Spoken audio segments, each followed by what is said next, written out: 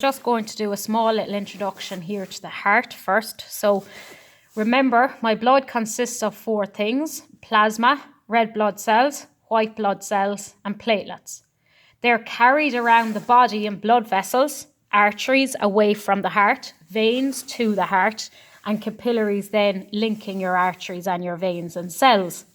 It is the function of the heart to pump the blood around the body.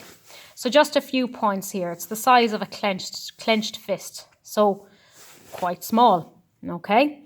It is located towards the middle and left-hand side of the chest, and it is made of cardiac muscle. Now, what I often get people to do is, if you take your hand, your cardiac muscle constantly does this. It constantly contracts and expands. If I continue to do this, and if you try and do it for a minute or 2 minutes, what will eventually happen is that your arm muscles are going to get tired and you'll feel it, okay? The cardiac muscle is a special type of muscle, okay? And it's a very, very, very strong muscle, okay? So it is able to carry out that contraction pretty much every single time you hear your pulse. So it does not tire easily. The heart then contracts, which is basically the movement I showed you there with my hand, to pump the blood around our body.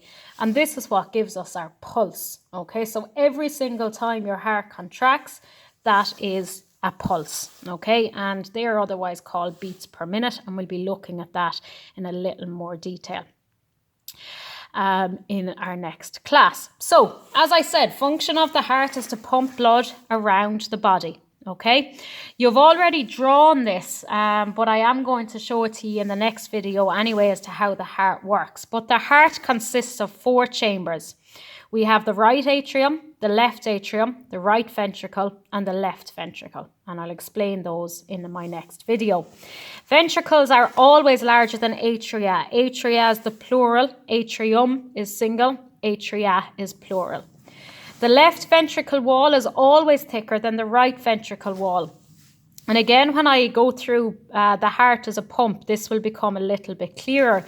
But the reason why this is the case is because the blood in the left ventricle has to be pushed all around the body, whereas the blood in the right ventricle only is pumped to the lungs.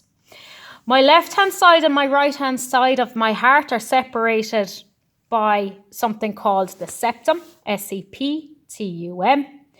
And much like we have valves and veins to stop the backflow of blood, we also have valves in the heart to also stop the backflow of blood.